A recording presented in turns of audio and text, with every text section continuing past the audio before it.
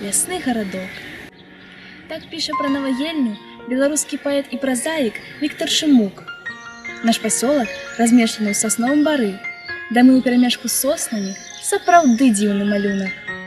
Таму аб пасёлку Наваельня вядомы паэт, урач Евгений Алексеевич Матвеев написал такие радки.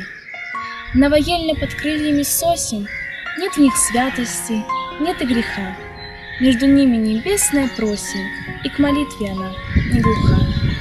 Наваельня сапраўды цудоўны вугалок дзятлаўскай зямлі, які мае шмат выдатных мясцін і багатую гісторыю. Гаворачы пра гісторыю Наваельні, нельга не зайсці ў гісторыка-краязнаўчы музей «Дзеці ліхалецця», з якога мы пачынаем нашу вандроўку. У ім сабраны цікавыя матэрыялы, якія дапамогуць нам даведацца пра выдатныя мясціны нашага пасёлка. У школьным музеі створана экспазіцыя «Наваельня пад крыламі соснаў», якая адлюстроўвае усю гісторыю паселішча Наваельня. Зараз мы адпраўляемся на гістарычнае месца ўзнікнення Наваельні. Мы знаходзімся на месцы, якое гісторыкі звязваюцца з старажытным маёнткам Ельня, які знаходзіцца пры падзенні ракі Ятры ў раку Маўчатку. У 1451 годзе уладальнікам маёнтка быў Фёдкаў Даўгольдавіч. Потым маёнтак быў пажалаваны каралём Міхаілу Кізгайлавічу. Аб гэтым сведчаць дакументы Нацыянальнага гістарычнага архіва. Зыходзячы з гэтых звестак, можна сцвярджаць, што маёнтку Наваельня ўжо 567 гадоў. Пры канцы 16 стагоддзя маёнтак згадваецца пад назвай Новая Ельня. Яго гаспадыняй была віленская падкаморына Барбара з роду Агінскіх. Вядома, што ў 1641 годзе маёнтак належаў Стэфану Тызенгаузу, прадзеду вялікага рэфарматара горада Гродна Антонія Тызенгауза, які, дарэчы, нарадзіўся ў маёнтку Наваельня. Радавыя сядзібы знаходзіліся на левым беразе ракі Маўчаткі, дзе цяпер знаходзіцца вуліца Мінзугура, якую нядаўна далучылі да Наваельня.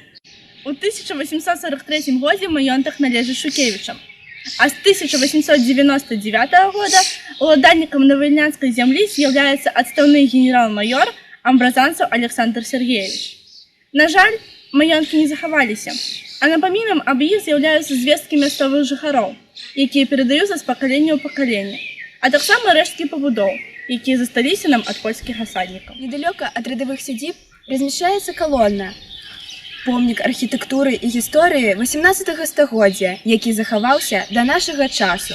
Всяго было ўстаноўлена каля 300 такіх калон у гонар першай еўрапейскай канстытуцыі 3 мая 1791 года.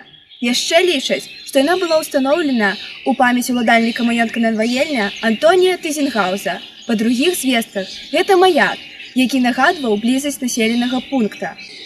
Аб тым, якой была калонная ў тыя часы, нагадвае нямецкая рысавальная паштоўка гадоў Першай сусветнай вайны. На ўсход ад калоны, на паўднёвай ускраіне пасёлка Наваельня знаходзіцца адзін са старэйшых храмаў Дзятлаўшчыны – царква ў гонар свята нараджэння Пресвятой Багародзіцы. Гэта помнік архітэктуры рэтраспектыўна-рускага стылю, пабудаваны з цэглы па праекту архітэктара Лазінскага, на месцы, дзе некалі была драўляная царква.